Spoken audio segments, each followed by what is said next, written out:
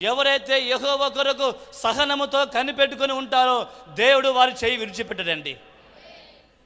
నేడు ఈ తరాల్లో ప్రభుకు కావలసిన వాళ్ళు ఎవరంటే రెడీమేడ్ పీపుల్ కాదు కదా. రెడీమేడ్ పీపుల్ అంటే రెడీమేడ్, అప్పుడప్పుడే ఫాస్ట్ కావాలి. ఫాస్ట్ ఫుడ్ ఉంటుంది రోడ్డు మీద, ఫాస్ట్ అవుతుంది, ఫాస్ట్గా తినేస్తారు, ఫాస్ట్గా కూడా హాస్పిటల్కు వెళ్తారు. ఏదైతే ఫాస్ట్గా అయితే ఉంటుందో అంత ఫాస్ట్గా కూడా హాస్పిటల్ కూడా పోతుంటాం. సహనముతో మనము ఎప్పుడైతే కలిగి ఉంటామో ఇంట్లో కానీ మన దగ్గర కానీ సహనంతో వంట చేసుకొని తింటే అది ఇంటి వంట ఆరోగ్యానికి ఔషధం లాంటిదంట. ఎలాంటిదంటండి? ఔషధం లాంటిదంట ఇంటి వంట. రెడీమేడ్ ఫాస్ట్ అయ్యేది ప్రమాదానికి గురి చేస్తుంది. కాబట్టి దేవుని బిడ్డారా, సహనముతో దావీదు యెహోవా కొరకు కనిపెట్టుకున్నాడు.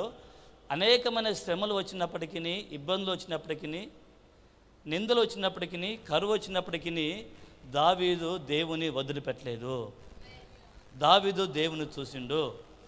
దావీదు దేవుని ఆలోచన ఆలకించిండు.